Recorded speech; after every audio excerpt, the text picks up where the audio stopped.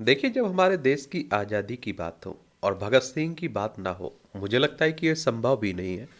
अब बात आती है कि भगत सिंह किससे प्रभावित थे। नेहरू यानी कि पंडित जवाहरलाल नेहरू से, या फिर सुभाष चंद्र बोस से। बॉस की बात हो रही है, तो ये बात करते हैं, हम लोग जानते हैं।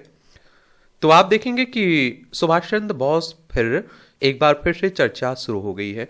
पिछले 70 सालों में जाने कितनी बार बोस की वापसी के कयास लगाए गए हैं।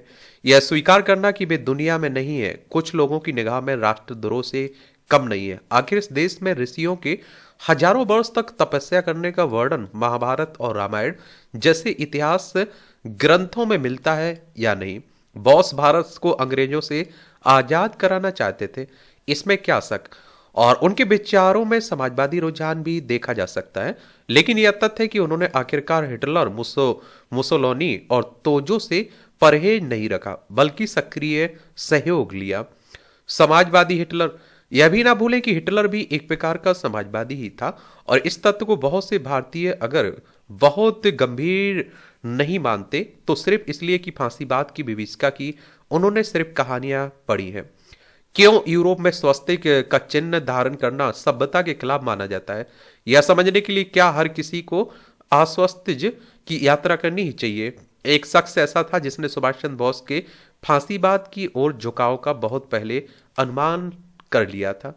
वह एक नौजवान था, कोई 21 साल का। उसका नाम था भगत सिंह।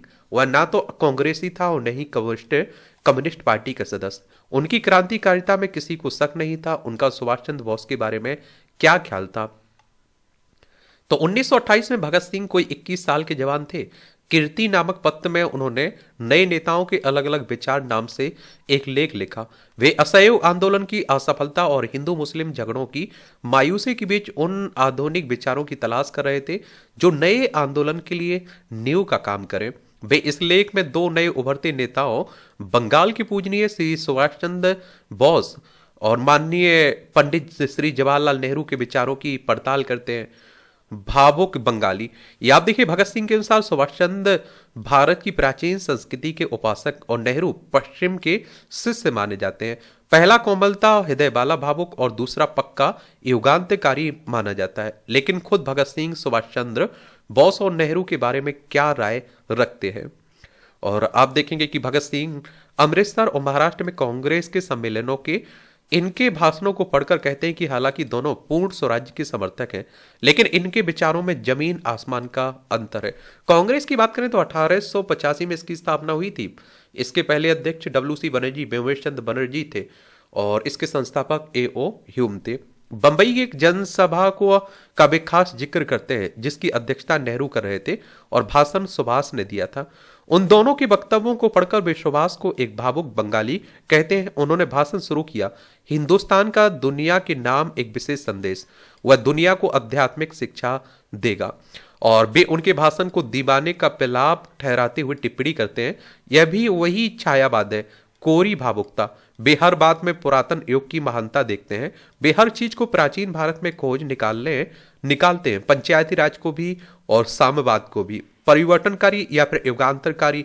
भगत सिंह सुभाष के राष्ट्रवाद को भी अजीब गरीब मानते हैं और उनके इस विचार से कतई सहमत नहीं है कि हिंदुस्तानी राष्ट्रीयता कोई नायाब चीज है और बाकी राष्ट्रीयता भले ही संकीर्ण हो। भारतीय राष्ट्रवाद ऐसा हो नहीं सकता।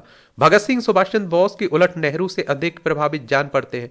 वे कहते हैं कि सुभाष परिवर्तनकारी हैं जबकि नेहरू युगांतरकारी हैं। भगत सिंह का मानना था कि एक के विचार में हमारी पुरानी चीजें बहुत अच्छी हैं, दूसरे के विचार में उनके विरुद्ध विद्रोह कर दिया जाना चाहिए। एक भावुक कहा जाएगा और दूसरा युगांतरकारी और विद्रोही।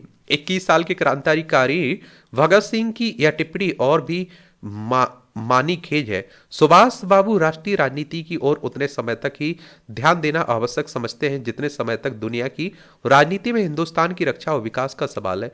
लेकिन पंडित नेहरू राष्ट्रीयता के संकीर्ण दायरों से निकलकर खुले मैदान में आ गए। विचारों का भटकाव, या आप देखेंगे कि सुभाष और नेहरू में किसका चुनाव किया जाए, ये भी बात होती है। तो आप देखेंगे कि भगत सिंह अपना निर्णय सुनाते हैं और सुभाष आज शायद दिल को कुछ भोजन देने के अलावा कोई दूसरी मानसिक खुराक नहीं दे रहे हैं। और इस समय पंजाब को मानसिक भोजन की सख्त जरूरत है, और यह पंडित जवाहरलाल नेहरू से ही मिल सकता है। भगत सिंह उनके अंधे पैरोकार बन जाने के खिलाफ है, लेकिन जहां तक विचारों का संबंध है तो वहां वे उनके साथ लग जाने की सलाह देते हैं, ताकि नौजवान इंकलाब के वास्तविक अर्थ, हिंदुस्तान के इंकलाब की आवश्यकता, दुनिया में इंकलाब के स्थान आदि के बारे में जान सके। नेहरू इसमें नौजवानों की मदद करेंगे। वे सोच विचार कर अपने विचारों को स्थिर करें, ताकि निराशा, मायूसी और पराजय के समय में भी भटकाव के शिकार ना हो और अकेले खड़े होकर दुनिया के से मुकाबला में डटे रह सके। भावुकतावादी राष्ट्रवाद। तो अपने इस लेख को लिखने के कोई 3 साल बाद भगत सिंह ने फांसी के फंदे को गले लगाया था। कोई 13 साल बाद सुभाष का भावुक और संकीर्ण राष्ट्रवाद उन्हें हिटलर तक ले गया, और 20वीं सदी में मानवता के सबसे बड़े अपराधियों में से एक के साथ हाथ मिलाना सुभाष को दुविधा न हुई। और भगत सिंह जीवित रहते तो कहते कि मैंने वर्षों पहले नौजवानों को सावधान कर दिया था। भगत सिंह की यह चेतावनी कि नौजवान सुभाष चंद्र बोस के सक्रिय भावुकतावादी राष्ट्रवाद के विचारों से सावधान रहें, क्या 100 साल पहले के जवानों के लिए भी आज के जवानों के लिए नहीं? यही बात है। किससे अब आपको समझ में आ गया कि भगत सिंह किससे प्रभावित थे ज्यादा, नेहरू से या बोस से? आप लोगों के क्या विचार हैं? आप लोग क्या सोच रखते हैं, जरूर बताया करिएगा। धन्यवाद।